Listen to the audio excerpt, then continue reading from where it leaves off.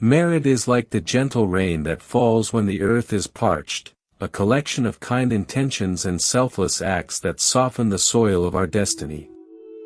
Karma is the broader law of the land, the simple truth that what we plant is what will eventually grow, whether we remember the planting or not. People often ask whether the kindness we gather can truly overcome the mistakes we have made, or if the shadows of the past will always be longer than the light we carry today. To find the answer, we do not need to look at complicated charts or heavy books, but rather at the way water interacts with salt. If you have a small cup of water and you drop a large spoonful of salt into it, the water becomes bitter and impossible to drink. However, if you take that same spoonful of salt and throw it into a vast, clear river, the salt dissolves and the water remains fresh and life-giving. Merit is the process of expanding our hearts into a river, so that even when the salt of past mistakes appears, it cannot ruin the sweetness of our present life. It is not always about which one is stronger in a combat of forces, but about which one we choose to nurture with our daily breath. There is an old story from the time of the Buddha about a man named Agni who lived a life of great hardship and felt that the world was constantly working against him. He spent his days carrying heavy stones and his nights shivering in a drafty hut, convinced that he was born under a dark star that no amount of prayer could brighten. One day, he saw a group of monks walking peacefully through the forest, their faces radiating a calm that he had never known. He approached one of the elders and asked why some people seemed to walk on silk while he was forced to walk on broken glass. The elder looked at him with eyes full of compassion and told him that life is not a fixed sentence but a moving tapestry. He explained that while we cannot change the threads that were woven yesterday, we hold the needle for the thread of today. Every small act of patience, every moment where we choose not to snap back in anger, and every time we share a crust of bread with someone hungrier than ourselves, we are adding a golden thread to the pattern. Karma is not a judge sitting on a throne waiting to punish us, but rather a reflection in a mirror that shows us exactly what we are holding.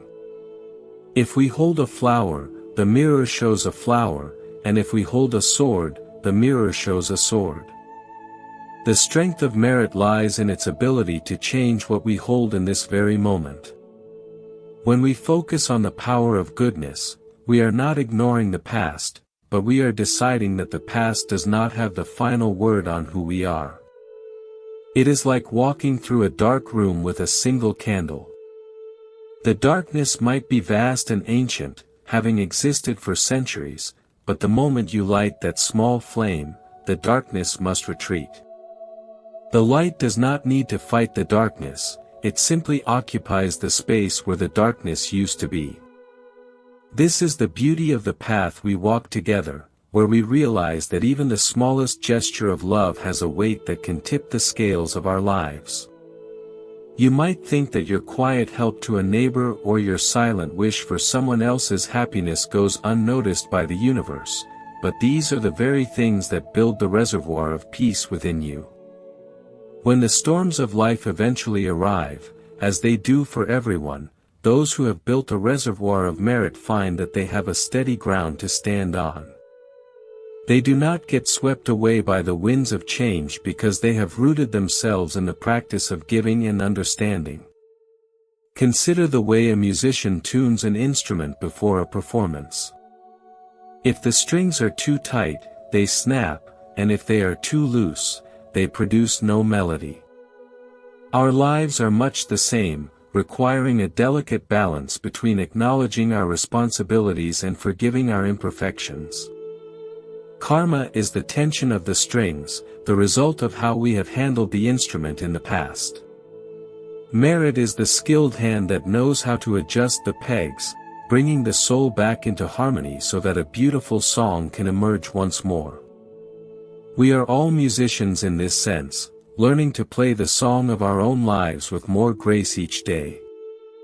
In the ancient records, there is a tale of a king who was very proud of his wealth and his power, believing that his status was a shield against any misfortune.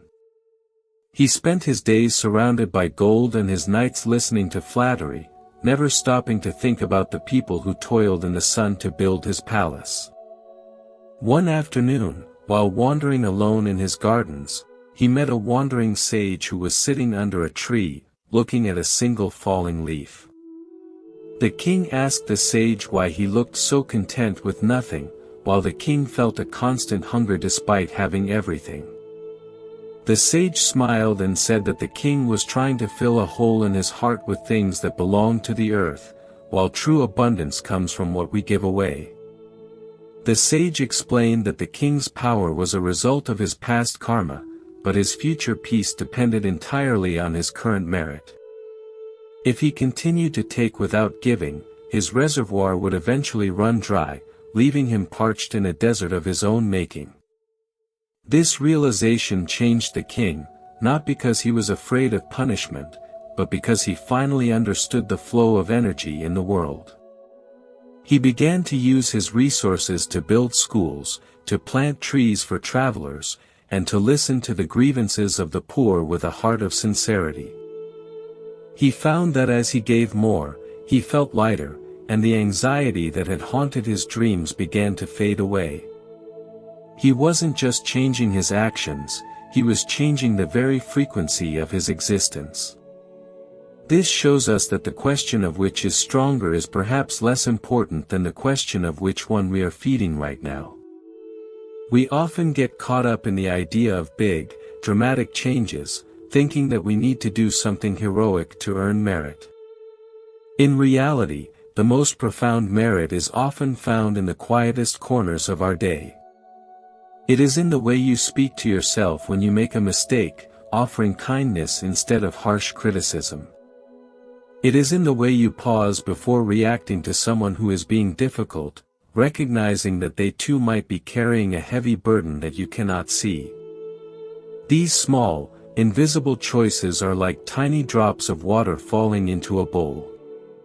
At first, it seems like nothing is happening, but over time, the bowl fills and eventually overflows, nourishing everything around it. The weight of our past actions can sometimes feel like a heavy backpack that we are tired of carrying. We look at the hills ahead and wonder if we will ever be able to climb them with such a load. But merit acts like a steady hand that helps us unpack the unnecessary stones we have gathered. It teaches us that while we cannot go back and change the beginning of the story, we can start where we are and change the ending. There is a deep comfort in knowing that the universe is not rigid, but fluid and responsive to the quality of our hearts. Think of a person who has spent years wandering in a cold, gray mist, feeling lost and disconnected from the warmth of the sun. They might feel that the mist is their permanent home, a reflection of their own confusion and past errors. But then, they decide to strike a small match.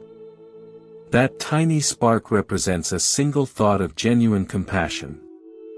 As they keep that spark alive, it begins to warm their hands, and then it begins to illuminate the path for a few steps ahead. Soon, they are not just following a path, they are creating one. The mist of karma still exists in the distance, but it no longer defines their reality because they are moving toward the light they have created. We must also remember that merit is not a currency we use to buy a better life, but a transformation of our character. If we do good deeds only because we want a reward, we are still operating from a place of want and ego. True merit arises when we act because it is the natural expression of a heart that has begun to wake up. It is like a flower that releases its scent not because it wants praise, but simply because it is its nature to be fragrant. When we reach this level of understanding, the struggle between merit and karma begins to dissolve.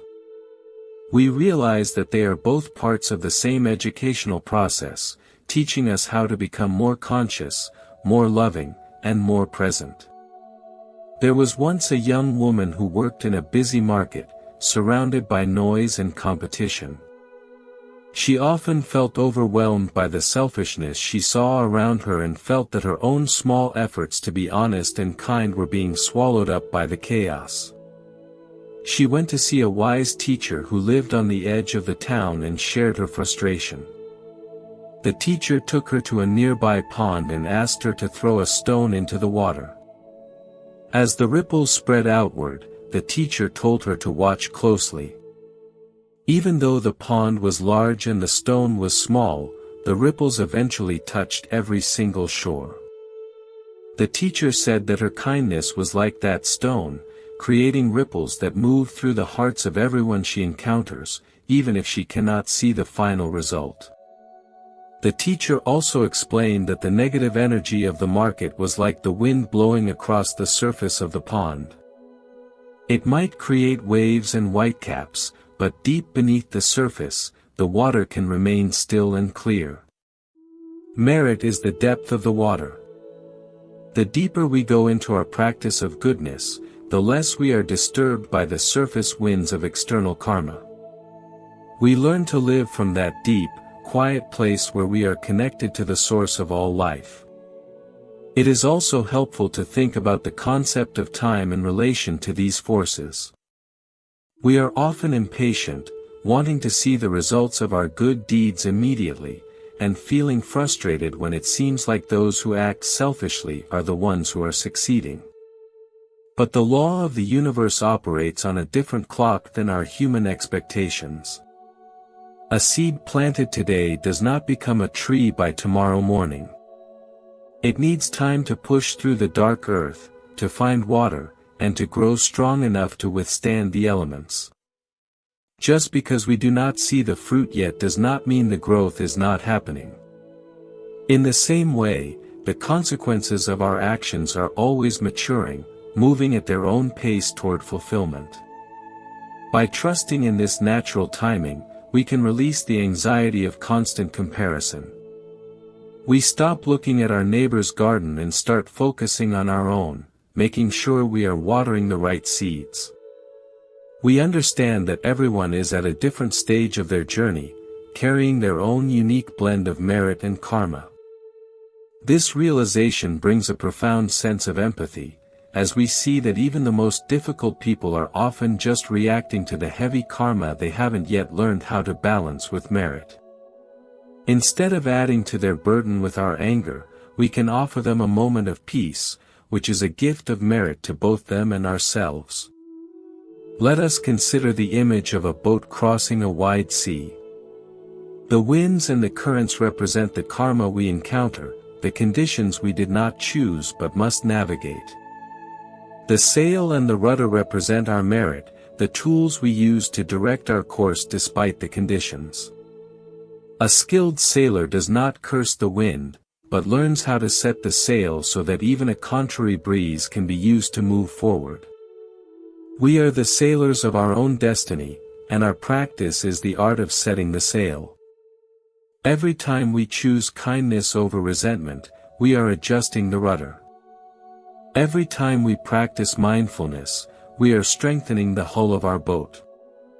The sea may be vast and sometimes unpredictable, but there is a great joy in the mastery of the craft. We find that as we become more skilled, the fear of the waves begins to diminish. We start to enjoy the journey itself, rather than just worrying about the destination. We realize that the purpose of the sea is to teach us how to sail, and the purpose of karma is to teach us the value of merit. They are not enemies in a war, but partners in our soul's evolution. When we look back at our lives, we can often see moments where a seemingly small choice led to a significant change. Perhaps a single word of encouragement from a stranger gave you the strength to keep going during a dark time. That stranger was an instrument of merit, and their action had a power that far outweighed the difficulty you were facing. We have the opportunity to be that light for others every single day. We don't need a title or a platform to make a difference. We only need a willing heart and a moment of awareness. In another ancient story, a group of travelers was crossing a desert when they ran out of water. They were exhausted and losing hope, fearing that they would not survive the journey. One among them, however, kept digging in the sand, even when the others told him it was useless. He remembered a teaching that water is always present if one goes deep enough. After many hours of labor, his hands bleeding and his body weak, he struck a cool, hidden spring. The water bubbled up, saving everyone in the group. This man's persistence was fueled by his merit, his selfless desire to save his companions. The desert was their karma, a harsh environment they had to face, but the spring was the result of a heart that refused to give up on goodness. We all have hidden springs within us, waiting to be uncovered by the work of our own hands. Sometimes the sand of daily life is thick and dry, making it hard to believe that anything life-giving lies beneath. But the teachings assure us that the potential for peace and merit is our fundamental nature. We are not trying to become something we are not, we are simply clearing away the obstructions that hide our true selves. As we sit here together, in this shared space of reflection, let us feel the weight of our own potential. You are not a victim of circumstances, but a creator of possibilities. The energy you bring to this moment, the quality of your attention, and the warmth of your spirit are all forms of merit that are currently shaping your future. It is a beautiful responsibility, one that we can carry with a smile rather than a frown. We are like artists standing before a blank canvas, with a palette of colors that include both the dark shades of our challenges and the bright hues of our virtues. A wise person once said that if you want to know your past, look at your current conditions, and if you want to know your future, look at your current actions. This simple wisdom bridges the gap between karma and merit, showing us that the two are always interconnected in the present moment. We are the architects of our own experience, building a structure that can either be a fortress of isolation or a house of welcome. By choosing to build with the materials of merit, we ensure that our home is one of light and air, where everyone who enters feels the warmth of our practice. The journey of understanding these forces is not a sprint, but a long, steady walk. There will be days when we feel like we have taken 2 steps forward and 1 step back, and that is perfectly okay. The important thing is that we keep walking, with our eyes on the horizon and our feet firmly on the path of integrity. Every step taken with awareness is a step away from the shadows and toward the sun. Let us also think about the power of gratitude in this process. Gratitude is a high form of merit because it shifts our focus from what is lacking to what is present. It is like opening the windows of a dark house to let in the fresh air and the morning light. When we are grateful, we are in a state of abundance, and from that abundance, we can naturally give more to others. Karma may bring us challenges, but gratitude allows us to see the lessons within those challenges, turning the lead of difficulty into the gold of wisdom. There is a story of a monk who lived in a small hut and had very few possessions. Every morning, he would go out and bow to the sun, to the trees, and even to the rocks. When asked why he showed such respect to inanimate things, he replied that everything in the world is helping him to wake up. The sun gives him light, the trees give him oxygen, and the rocks remind him of stability. He saw the entire world as a field of merit, where every interaction was an opportunity to practice appreciation. Because of this perspective, he never felt poor or unlucky. His merit was so great that it transformed his simple life into a royal existence. We can adopt this same attitude in our own lives, finding the beauty in the mundane and the sacred in the ordinary. When we wash our face in the morning, we can feel the miracle of the water. When we eat a meal, we can think of the countless people whose labor brought the food to our table. This interconnectedness is the foundation of merit, as it dissolves the illusion that we are separate from the rest of the world. In the eyes of the Dharma, there is no me and them, there is only a vast web of causes and effects, and we are the weavers.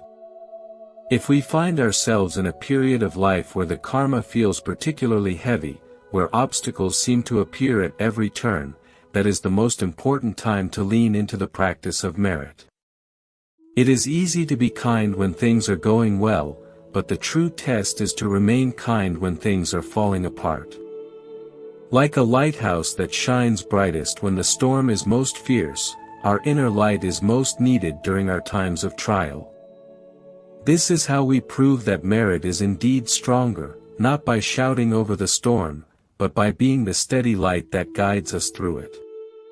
The relationship between these two forces is dynamic and ever-changing. It is not a stagnant pool but a living sea. Sometimes the tide is in, and sometimes it is out. By understanding the rhythm of these tides, we can learn to live with more balance and less resistance. We stop fighting the waves and learn how to flow with them, knowing that every wave eventually breaks and returns to the source. In our modern world, we are often told that we need to fight for everything, that life is a competition where only the strongest survive. But the wisdom of the ages tells a different story. It tells us that the most enduring strength is not found in aggression, but in the power of a gentle heart. It is the strength of the grass that bends in the wind while the mighty oak snaps. Merit is that flexibility, that ability to adapt and remain soft even in the face of hardness. When you go about your day, try to look for the merit moments. The moment you let someone merge into traffic, the moment you listen to a friend without interrupting, the moment you choose to forgive a small slight. These are not small things. They are the building blocks of a new destiny. They are the proof that you are more than your past and more than your circumstances. You are a being of infinite potential, capable of generating an ocean of goodness.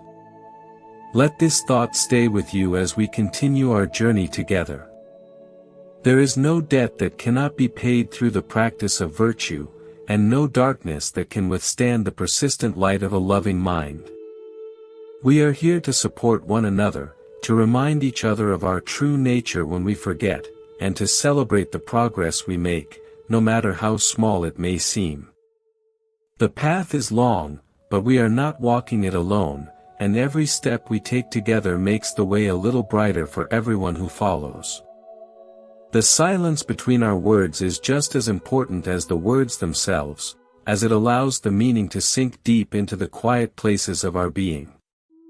It is in that silence that we can hear the whisper of our own wisdom, telling us that everything is going to be all right. We are learning, we are growing, and we are becoming more beautiful with every breath we take in awareness. This is the true power of merit, the power to turn an ordinary life into a journey of profound meaning and endless grace. Walking along this path of reflection, we begin to see that the interplay between our actions and their consequences is not like a static balance scale, but more like a garden that is constantly being reshaped by the wind and the sun. If you have ever watched a river carving its way through a canyon, you know that the water does not force the stone to move through a single moment of aggression, but through the persistent, gentle pressure of its flow. Our merit is that water, and the heavy karma of our past is the stone. Over time, even the hardest obstacles are smoothed away by the consistent application of a kind and steady heart. We do not need to be afraid of the stones in our path, for they are simply the landmarks of where we have been, while the water represents the direction in which we are choosing to go right now. In the time when the light of wisdom was spreading through the ancient lands, there was a story of a young man named Siddhartha, not the prince, but a simple weaver who struggled with a very short temper. Every time a thread broke or a customer was late, his heart would catch fire with irritation, and he felt as though he was a prisoner to his own reactions. He felt that his karma was to be an angry man, as his father and grandfather had been before him. One day, while he was fuming over a tangled loom, a traveling teacher sat down beside him and began to hum a melody that was so peaceful it seemed to cool the very air in the room. The weaver asked the teacher how he could remain so calm in a world that was so frustrating. The teacher replied that every time we feel a spark of anger, we have a choice to either blow on it until it becomes a blaze, or to let it sit until it turns to ash. He suggested that for every moment of anger, the weaver should perform 3 small acts of silent kindness for people who would never know he was the source. At first, the weaver found this very difficult, as his mind was still habituated to the old patterns of resentment. But as he forced himself to find those 3 moments of goodness each day, something strange began to happen. The anger didn't disappear instantly, but it lost its grip on him. He began to see the world not as a series of obstacles, but as a field of opportunities to practice his new craft of merit. He realized that the anger was a habit, a form of karma he had inherited and strengthened, but the kindness was a conscious creation, a merit that he was building with his own 2 hands. The strength of his new habit eventually became greater than the old one, not because he fought the anger, but because he made the kindness more interesting and more rewarding. This teaches us that we are never truly stuck in our old ways, provided we are willing to put in the quiet, steady work of building something better. We often think of karma as a debt that must be paid in pain, but that is a very narrow way of looking at the universe's great accounting. If you owe a debt of 100 pieces of silver and you only have 1 piece, you feel poor and burdened. But if you begin to work diligently, earning more every day, and you suddenly find yourself with 1,000 pieces of gold, the original debt of 100 silver pieces becomes insignificant. You pay it back easily and still have an abundance to share with others. Merit is the gold of the spiritual world. When we accumulate enough of it through our thoughts, words, and actions, the karmic debts that once felt like they would crush us are handled with ease. The debt hasn't disappeared, but our capacity to resolve it has grown so large that it no longer causes us suffering. Consider the nature of a mirror once again.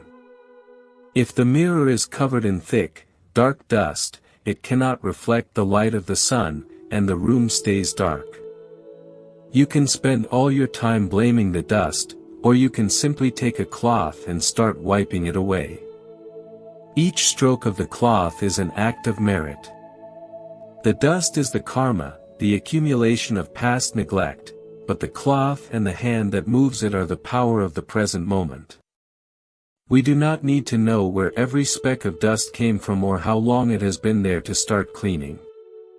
The light is always there, waiting just behind the film of our own making, ready to fill the room as soon as we create the space for it. There is a certain humor in our human condition, where we often run away from the very things that would help us grow. We want the peace of the mountain top without the effort of the climb, and we want the fruits of merit without the discipline of the practice. But if we can learn to find joy in the effort itself, the whole perspective shifts. Instead of seeing a difficult person as a karmic burden, we can see them as a high-level training partner who is helping us strengthen our muscles of patience and compassion. When we smile at someone who is frowning, we are not just being polite, we are performing an act of spiritual alchemy, transforming a heavy vibration into a lighter one. This is how we become masters of our own energy, rather than being at the mercy of whatever happens to cross our path. In another ancient chronicle, there is a story of a woman who felt she had no merit at all because she was very poor and had nothing to give. She watched the wealthy merchants bringing cartloads of silk and grain to the monastery and felt a deep sense of shame that her hands were empty. A wise nun noticed her sorrow and invited her to sit by the well. The nun told her that the most precious gift anyone can give is not found in a cart, but in the heart. She explained that if the woman could truly wish for the happiness of those merchants, without a single drop of envy, she would be creating more merit than all the silk in the world could ever buy. The nun said that rejoicing in the goodness of others is like lighting your own candle from someone else's flame. The original flame is not diminished, but the world becomes twice as bright. This idea of sympathetic joy is a powerful tool for building merit. It allows us to participate in all the goodness of the world, regardless of our own personal circumstances. When we see someone succeed and we feel a genuine flash of happiness for them, we are aligning ourselves with the energy of success and abundance. On the other hand, if we feel jealousy, we are aligning ourselves with the energy of lack and competition, which only creates more difficult karma for us to untangle later. It is a choice we make in the privacy of our own minds, 1,000 times a day, and it is perhaps the most direct way to tip the scales in favor of merit. We should also look at the role of forgiveness in this grand dance of forces. Holding on to a grudge is like carrying a hot coal with the intention of throwing it at someone else, but you are the one who gets burned. The grudge is a karmic bond that keeps you tied to the person who hurt you, ensuring that the pain of the past continues to vibrate in your present. Forgiveness is the act of letting go of that coal.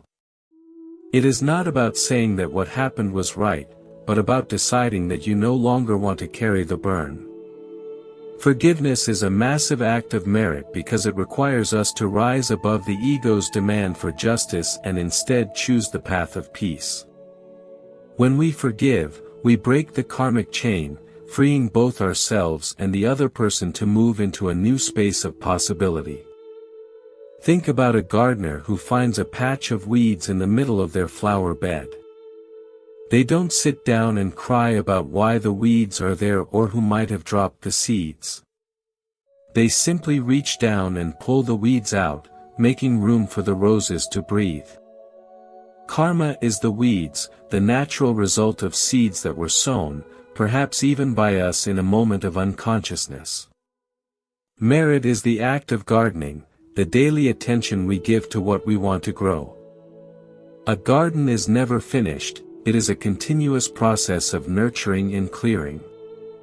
If we stop gardening, the weeds will return, but if we stay diligent and loving, the beauty of the flowers will always be the dominant feature. There is a profound freedom in realizing that we are not defined by our worst moments or our heaviest burdens. The teachings tell us that our true nature is like the sky, vast and clear and unaffected by the weather that passes through it. The clouds of karma can be dark and stormy, or light and fluffy, but they are all just passing through.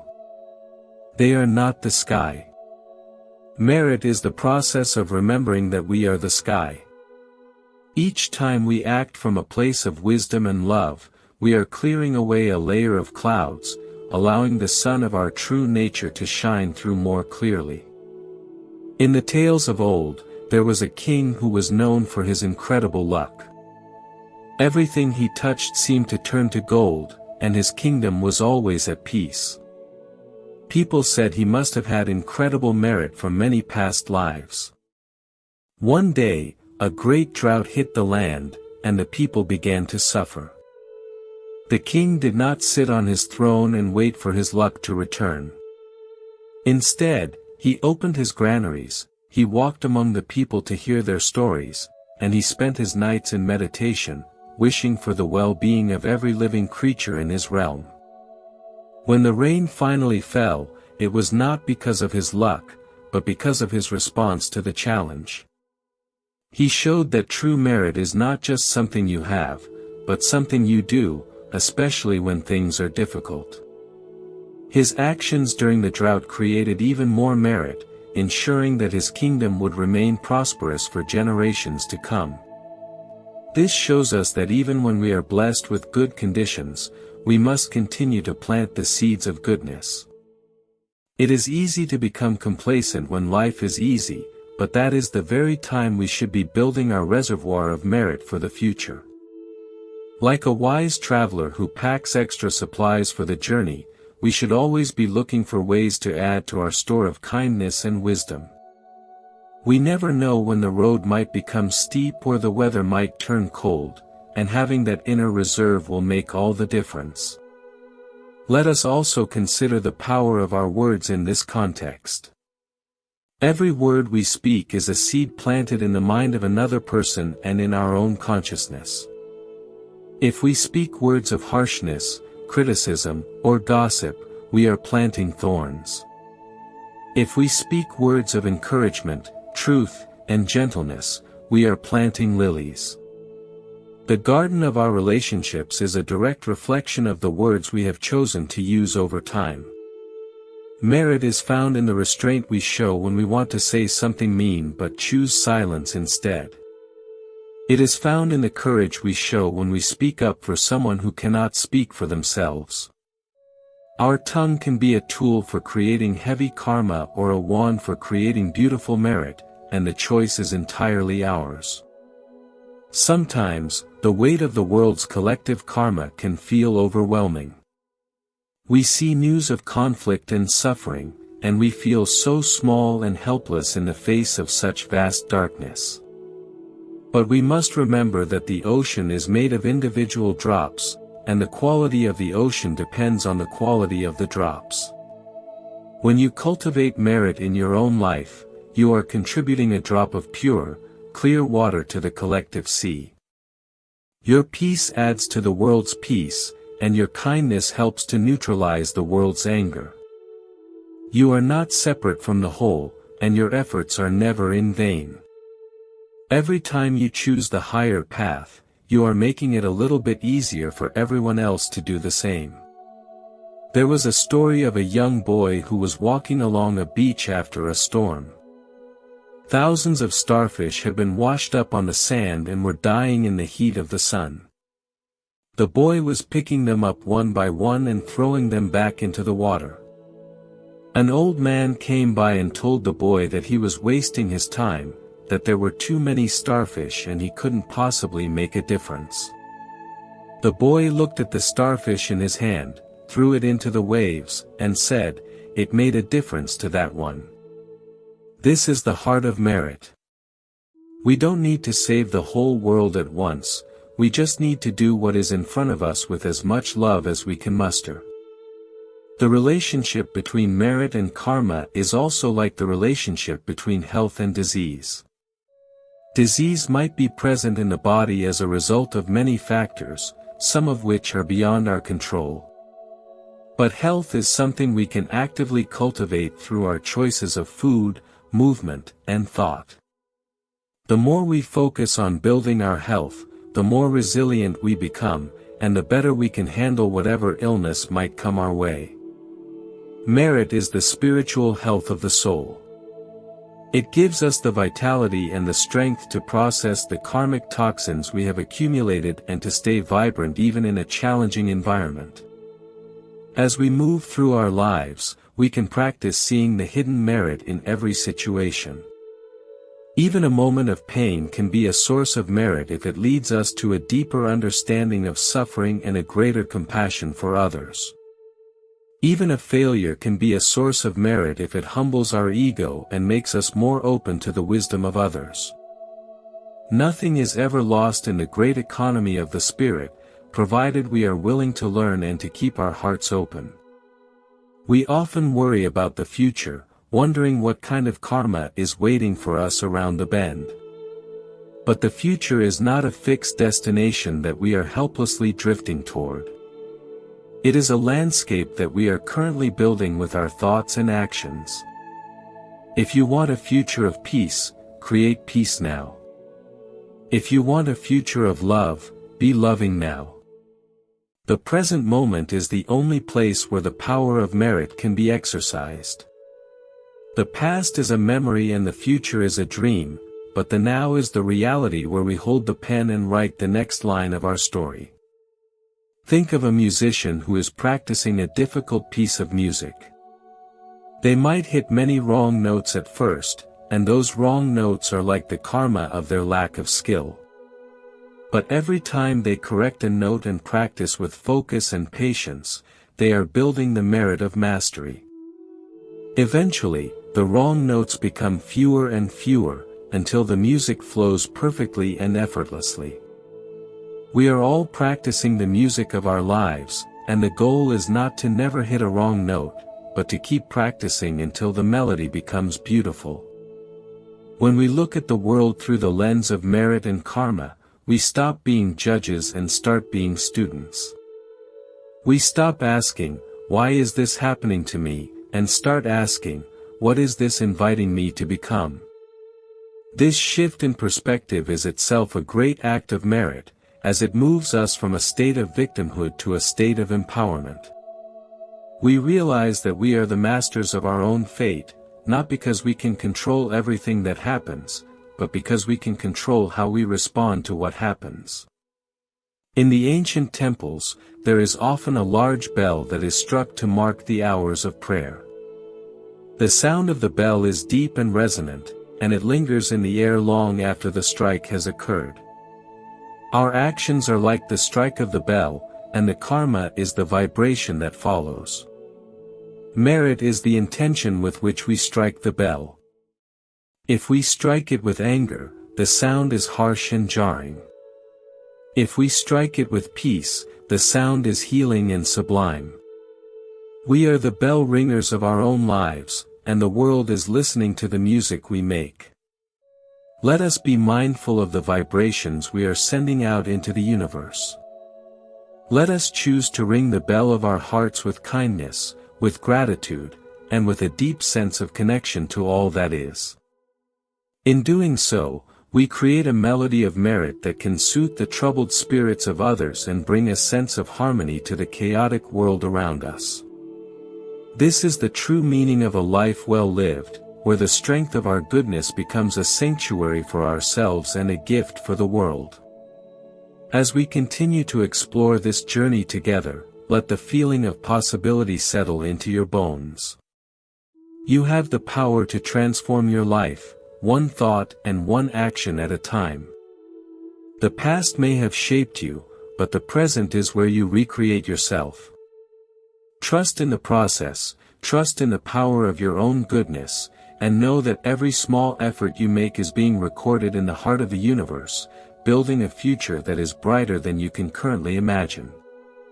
Deepening our awareness further, we can begin to see that the dance between merit and karma is not just about our individual stories, but about the invisible threads that connect us to the ancestors who came before and the generations that will follow after we are gone. When we talk about the strength of these forces, we are really talking about the momentum of our habits and the power of our choices to either continue or change that momentum. Imagine a heavy stone wheel that has been spinning in one direction for centuries, pushed by the hands of many people. This is the karma of a family or a culture, a set of tendencies that move with a force that feels almost impossible to stop. However, when you decide to plant your feet firmly and apply your own strength to slow the wheel or turn it in a new direction, you are generating merit that has a transformative impact far beyond your own life. You are not just changing your own destiny, you are healing the lineage and offering a new path for those who will walk where you once stood. In a quiet village near the mountains long ago, there lived a potter who was known for creating vessels that were not only beautiful but had a strange way of making the water inside taste sweeter. When asked for his secret, he did not speak of the clay or the fire, but of the way he prepared his mind before touching the earth. He explained that his father had been a man of great bitterness, and for many years, the potter himself had carried that same bitterness in his hands, causing his pots to crack in the kiln. He realized that the cracks in the clay were reflections of the cracks in his own spirit, a karmic inheritance of anger. To change this, he began a practice of silent blessing. For every hour he spent at the wheel, he would think of the thirst of the person who would eventually drink from the jar he was making. He visualized the water bringing them health, peace, and joy. This intentional shift from resentment to service was his merit. Over time, the clay stopped cracking, and the pots became legendary. He didn't fight the bitterness of his past, he simply outshone it with the light of his present intention, proving that the warmth of a loving heart is more powerful than the heat of any kiln. We often perceive karma as a shadow that follows us, but we forget that a shadow can only exist if there is a light shining somewhere nearby. If we focus only on the shadow, we become fearful and restricted, always looking over our shoulder at the mistakes we might have made. But if we turn our face toward the light, the shadow falls behind us and becomes a secondary thing. Merit is the act of turning toward the sun. It is the realization that while we cannot erase the fact that we have shadows, we can choose how much power they have over our current direction. When we live with a heart full of merit, we are walking so closely toward the source of goodness that our shadows become thin and insignificant. We stop asking why the path is dark and start becoming the light that illuminates the path for others. Consider the way a great forest recovers after a fire. The blackened trees and the ash are the karma of the flames, a reminder of a destructive event that has passed. But hidden beneath that ash are seeds that have been waiting for the heat to crack them open so they can grow. The rain that falls and the sunlight that coaxes these new sprouts out of the earth represent the merit of the natural world, its inherent drive toward life and renewal. The forest does not mourn the fire forever, it uses the minerals from the ash to build a more vibrant ecosystem. We can do the same with our own lives. The difficulties we have faced can become the very soil in which our wisdom grows, provided we water that soil with the tears of compassion rather than the salt of regret.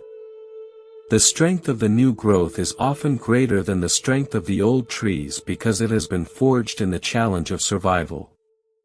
There is a subtle beauty in the way merit works through the law of resonance. When you are in a room with many tuning forks and you strike one that is tuned to a high, clear note, all the other forks that are tuned to that same frequency will begin to vibrate in harmony. You don't have to touch them, the energy moves through the air itself. Our merit is a frequency we broadcast into the world. If we cultivate a vibration of genuine kindness, we naturally attract and activate that same quality in the people around us. Even someone who is carrying a heavy karmic burden of hostility may find their heart softening in your presence, not because you lectured them, but because your frequency invited theirs to rise. This is the quietest and most profound power of merit, the ability to change the atmosphere of a room simply by being who you are. In the teachings of the elders, there is a story of a young traveler who came across a bridge that was falling into disrepair. Many people crossed the bridge every day, grumbling about how dangerous it was and blaming the village leaders for the neglect. The traveler, however, did not join in the complaining. Instead, he sat down and began to gather stones from the riverbank, carefully placing them to reinforce the crumbling foundation. A few hours later, a merchant stopped to help, then a farmer, and then a group of children. By sunset, the bridge was stronger than it had been in years. The traveler's merit was not just in his manual labor, but in his refusal to be a victim of the situation. He shifted the collective energy from blame to action, showing that one person's willingness to contribute can dissolve the heavy karma of 1,000 people's indifference. We can apply this to our own internal bridge, the one that connects our current self to the person we wish to become. Sometimes that bridge feels shaky, and we are tempted to blame our upbringing, our society, or our luck for its condition. But every time we choose to perform a small act of integrity, we are placing a stone under that bridge. Every time we tell the truth when it would be easier to lie, or stay calm when it would be easier to explode, we are making our passage to the future more secure. This is how merit becomes the architecture of our character, a structure that can weather any storm because it was built stone by stone with conscious effort. Think about the concept of a karmic knot. Sometimes we feel stuck in a recurring pattern, a relationship that always ends the same way, or a financial struggle that never seems to clear. It feels like a rope that has been tangled so tightly that we want to just cut it in frustration. But merit is the patience required to gently untie the knot. It is the wisdom to see where the tension began and the kindness to ourselves to forgive the hands that tied it. Each time we move through a familiar challenge with a new perspective, we are loosening one loop of that knot. We might not be free today or tomorrow, but the tension is decreasing, and eventually, the rope will fall straight. The power of merit is found in this persistence, the refusal to give up on our own capacity for change.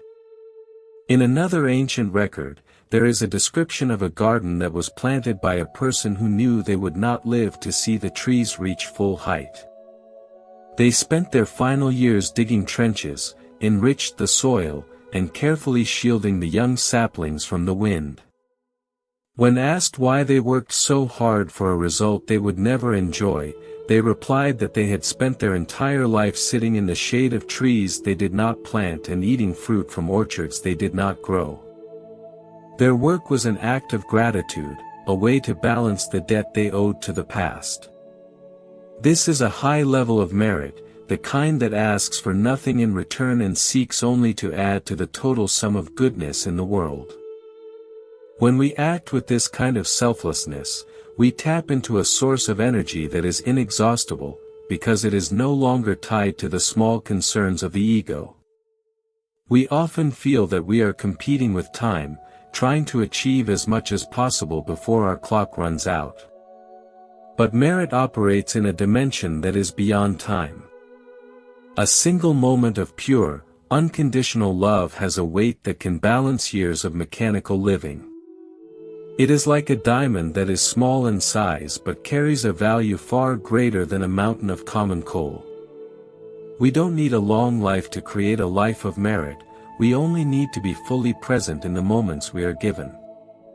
If we can infuse our ordinary activities with an extraordinary level of care, we are turning the lead of our daily routine into the gold of a spiritual legacy. There was once a woman who was tasked with carrying water from the river to her master's house every day using 2 large pots hung on a pole across her neck. One of the pots had a crack in it, while the other was perfect. By the time she reached the house, the cracked pot was only half full, and it felt very ashamed of its failure to perform its duty. One day, the pot apologized to the woman for its imperfection. The woman smiled and asked the pot to look at the side of the path they had been walking for years. On the side of the perfect pot, the ground was dry and dusty, but on the side of the cracked pot, there was a vibrant row of beautiful wildflowers. The woman explained that she had known about the crack and had planted seeds along that side of the path, knowing that the pot would water them every day. The very thing the pot thought was its negative karma was actually the source of great beauty and merit for the whole world. This story reminds us that our perceived flaws and our difficult experiences are not always the obstacles we think they are. Often, they are the very channels through which we can offer something unique and beautiful to the world. A person who has recovered from a great loss has a special kind of empathy that a person who has always been happy cannot possess. A person who has struggled with addiction has a depth of resilience that can inspire others who are still lost. Our cracks allow the water of our compassion to leak out and nourish the dry places in the lives of others. Merit is the wisdom to see this and the courage to keep carrying our pots, even when they feel broken. As we walk together through these reflections, let us appreciate the quiet strength of our own hearts. You may feel like you are just one small person in a vast and complicated world, but your influence is like the scent of a single jasmine flower that can fill an entire courtyard on a still night. You don't have to do anything loud or dramatic to be a person of great merit. You simply have to be consistent in your commitment to goodness. When you choose to be the one who listens when everyone else is talking, or the one who remains steady when everyone else is panicking, you are a pillar of light. The struggle between merit and karma is ultimately a story of our own awakening. Karma is the sleep of habit, the automatic reaction to life's stimuli. Merit is the act of waking up, the conscious choice to respond with wisdom rather than react with instinct. Every time we wake up, even for a second, we are breaking the spell of the past. We are asserting our true identity as beings of light and freedom.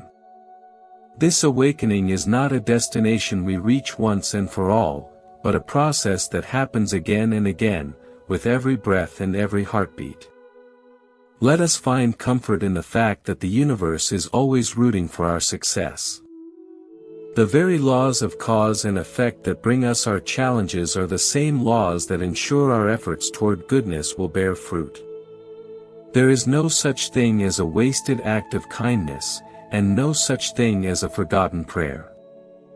The energy we put out is always working its way back to us, often in ways we could never predict.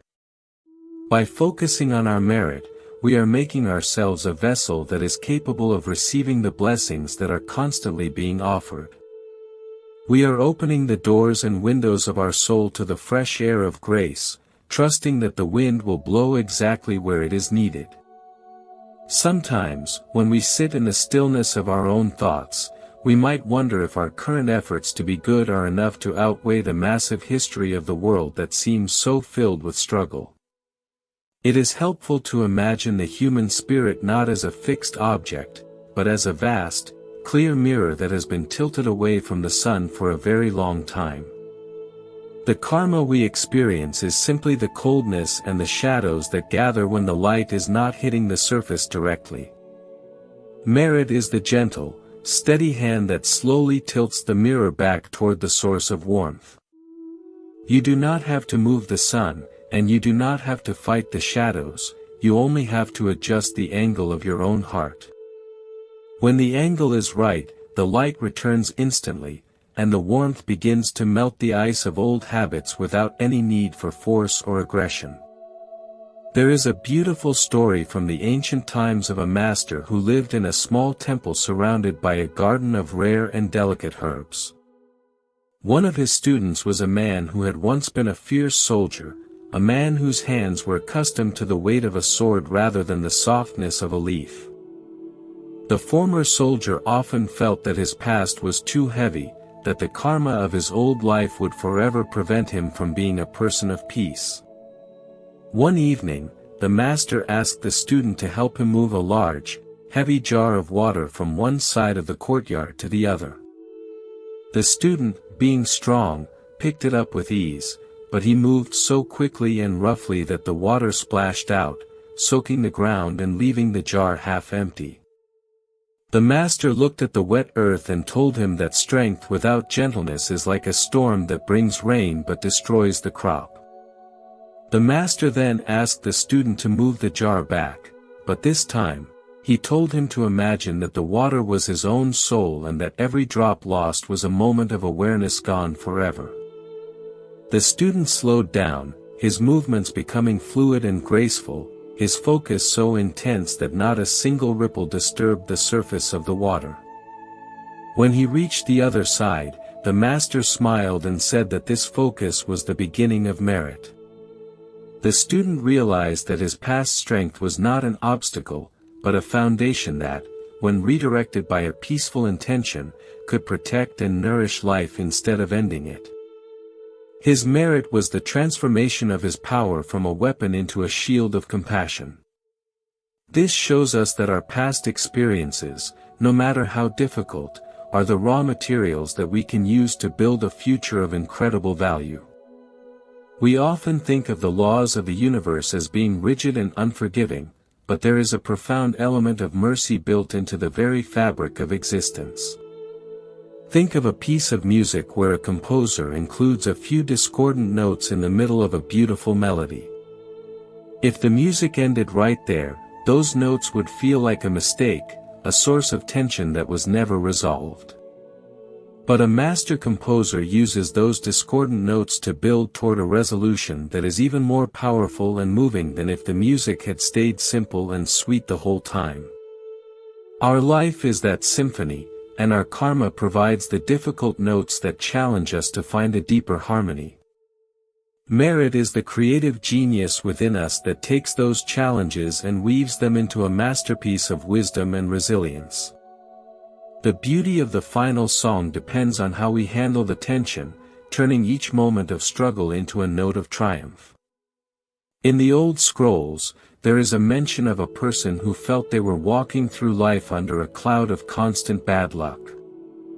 Everything they tried seemed to fail, and every relationship seemed to turn sour. They went to a sage who lived by the sea and asked if they were simply meant to suffer. The sage took a handful of black sand and a handful of white sand, mixing them together in a bowl until they were an inseparable gray. He told the person that the black sand was their karma and the white sand was their merit, and in their current state, they could not tell one from the other because their mind was constantly agitated. The sage then told the person to pour the sand into a large basin of water and let it sit. Over time, the heavier black grains settled at the bottom, and the lighter white grains stayed on top, while the water became clear. The sage explained that the water was their meditation and their quiet reflection. When we are always rushing and reacting, our life feels like a gray blur of confusion. But when we allow ourselves to be still, the different forces of our life begin to find their proper place. We can see our mistakes for what they are without being overwhelmed by them, and we can recognize the opportunities for goodness that we might have missed in our haste. The clarity we gain in stillness is a massive form of merit because it allows us to stop creating the same gray patterns over and over again. We start to choose only the white grains for our future, and slowly, the bowl of our life becomes a source of pure light. Consider the way a small bird can fly across a vast ocean, guided by an internal sense that it cannot see but knows is true. The wind might push it off course, and the storms might threaten to pull it down into the waves, which are the karmic conditions of the journey. But the bird's instinct and its tireless beating of wings are the merit that keeps it moving toward its destination. It does not need to see the shore to believe in it, and it does not need to control the weather to survive it. It only needs to keep moving with the faith that it was born for this journey. We are all like that bird, carrying a compass of truth within our hearts that points toward peace. Our merit is the courage to keep flapping our wings, even when the horizon looks empty and the wind is cold. There is a subtle form of merit that comes from simply bearing witness to the truth without turning away. In a world where it is easy to be distracted by noise and glitter, choosing to look at the reality of our own hearts with honesty is a revolutionary act. When we see our own greed, our own fear, and our own pride, and we do not judge ourselves harshly but instead look with the eyes of a kind parent, we are dissolving the roots of negative karma. Awareness is like a gentle light that causes the seeds of selfishness to wither while encouraging the seeds of generosity to sprout. You don't always have to do something to create merit. Sometimes the greatest merit is simply being present and honest with the flow of your own life. Think about a person who is learning to walk again after an injury. Each step is painful, and each movement requires a massive amount of effort. To an outsider, they might look weak or slow, but in reality, they are showing a strength that is far greater than someone who can run a marathon without thinking. The merit is not in the distance they travel, but in the will it takes to make each move. In the same way, if you are someone who has been dealt a difficult hand in life, Every small act of kindness you perform carries a weight of merit that is exponentially greater than someone for whom kindness comes easily. The universe sees the effort behind the action, and it is the effort that transforms the soul. In another story of old, there was a group of people living in a valley where the sun only reached the ground for an hour each day. They spent their lives in the shadows, and many became bitter and cold. But one woman decided that instead of complaining about the darkness, she would polish the white stones on the hillside so that they would reflect the little bit of light they did receive into the homes of her neighbors. She spent her days scrubbing and buffing the stones until they shone like mirrors. Because of her work, the valley felt brighter and warmer for everyone. Her merit was the choice to maximize the light rather than curse the dark. She showed that even in the most limited conditions, we can find a way to amplify the goodness that is available to us. We are all polishers of stones in our own way. We take the raw, often rough experiences of our lives and we refine them through the practice of patience and gratitude. When we take a difficult memory and find the lesson within it, we are polishing a stone. When we take a moment of boredom and turn it into a moment of mindfulness, we are polishing a stone. These polished stones become the markers of our path, and eventually, they create a road that is so bright it can guide others who are lost in their own valleys of shadow. The relationship between merit and karma is also evident in the way we handle our successes. Sometimes, when things go well, we think it is because of our own brilliance, and we become arrogant. This arrogance is the seed of future karma that will eventually lead to a fall. But if we meet our success with humility, recognizing the countless factors and people who helped us along the way, we are turning that success into merit. We are acknowledging the interconnectedness of all things, and that recognition keeps our hearts open and our spirits grounded. Humility is the container that allows us to hold our blessings without spilling them. Let us think about the power of a single smile shared with a stranger on a busy street.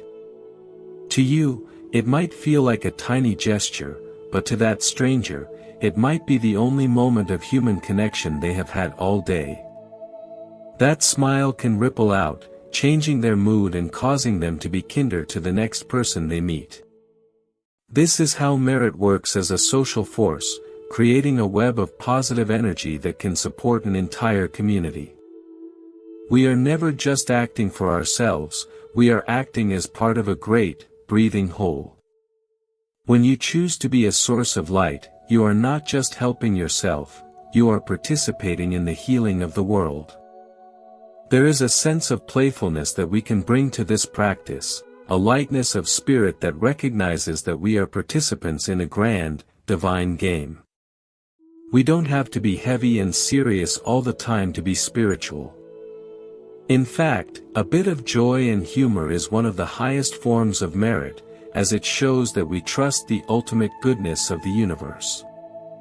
When we can laugh at our own mistakes and find the beauty in the absurdities of life, we are breaking the grip of the ego and aligning ourselves with the dancing energy of creation. A heart that can laugh is a heart that is beginning to be free.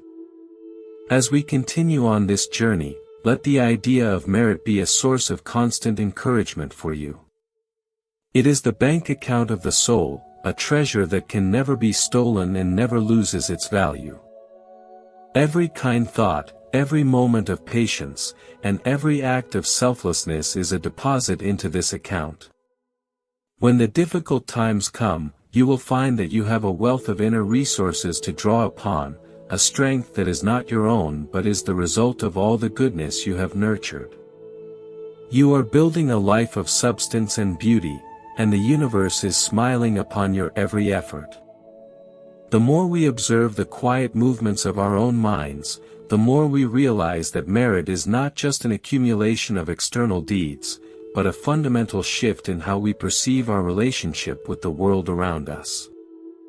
Often, we feel like we are in a constant battle with our karma, trying to outrun the consequences of our past like a traveler trying to outpace a gathering storm.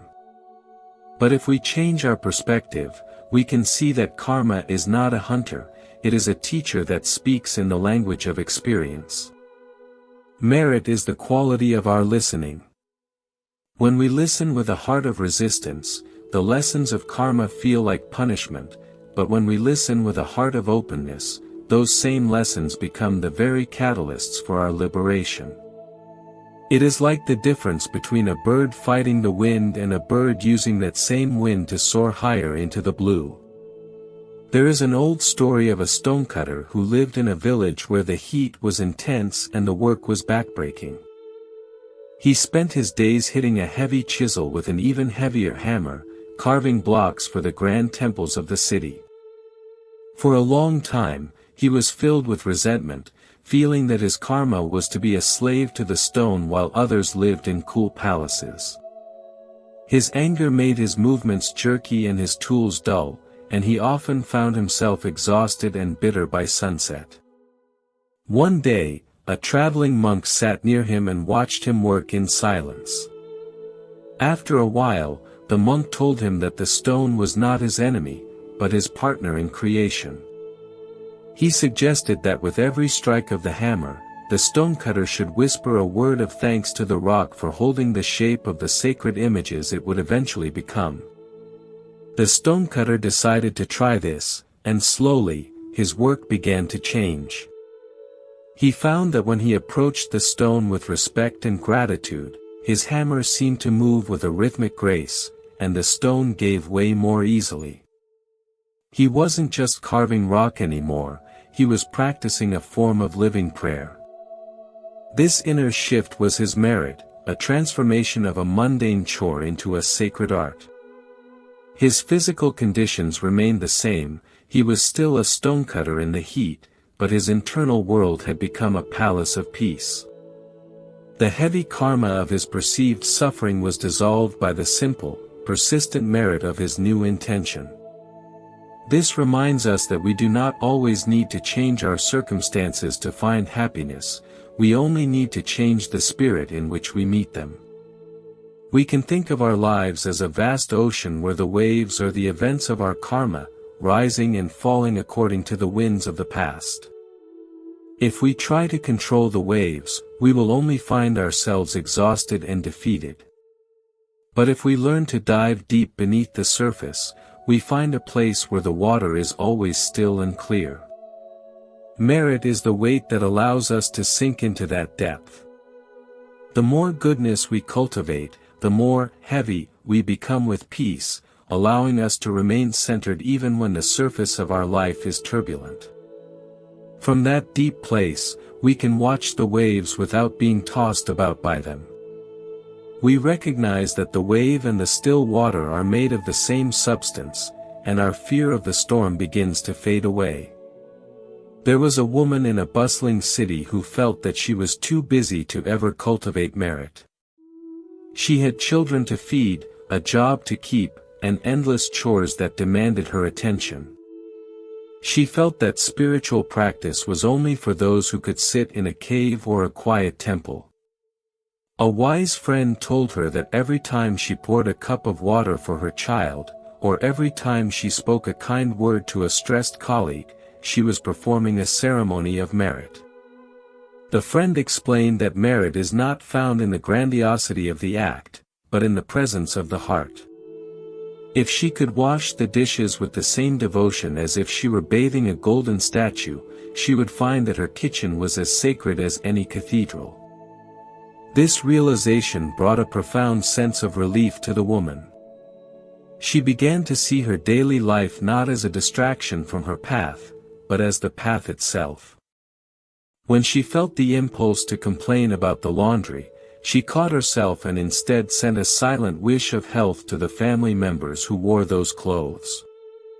This tiny, invisible choice was a seed of merit planted in the middle of a mundane moment. Over weeks and months, the atmosphere of her home began to shift. The friction between her and her children softened, and the exhaustion she used to feel was replaced by a quiet, steady energy. She wasn't doing anything different, she was being different. This is the secret power of merit. It infuses the ordinary with the extraordinary, turning the lead of our daily routine into the gold of a living Dharma. Consider the nature of a candle flame. You can use one candle to light 1,000 others, and the first candle's light is not diminished in the slightest. In fact, the room becomes much brighter because of the shared flame. Merit works in the same way. When you share your peace, your wisdom, or your resources with others, you are not losing anything. You are expanding the light of your own existence. Karma often operates from a place of fear and contraction, making us want to hold on to what we have because we are afraid there won't be enough. Merit operates from a place of abundance and expansion, knowing that the more we give, the more we are connected to the infinite source of all things. In the old chronicles, there is a tale of two brothers who inherited a field. One brother was always worried about the harvest, counting every grain and guarding his side of the field with a fence.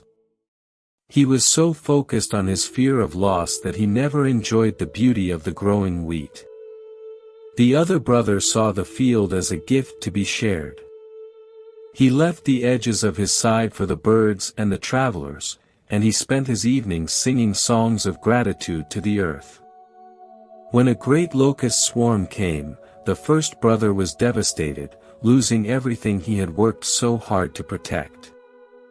The second brother, however, found that the village people, who had been touched by his generosity over the years, came together to help him replant and share their own food with him.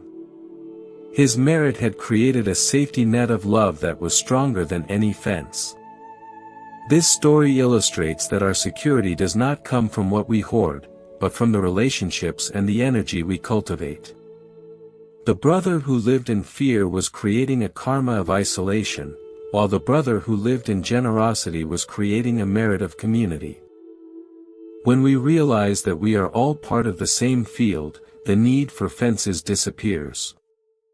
We start to see that helping another person is actually helping ourselves, because we are all breathing the same air and walking the same earth. Our merit becomes a bridge that joins us to the hearts of others, making the journey of life much less lonely and much more meaningful. We should also reflect on the power of silence as a vessel for merit. In a world that is constantly asking us to speak, to judge, and to react, choosing to stay silent can be a profound act of wisdom. Silence allows us to see the gap between a thought and an action.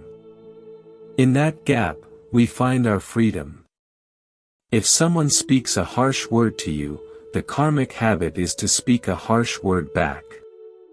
But if you can hold that reaction in a space of silent awareness, you are preventing the cycle of negativity from continuing.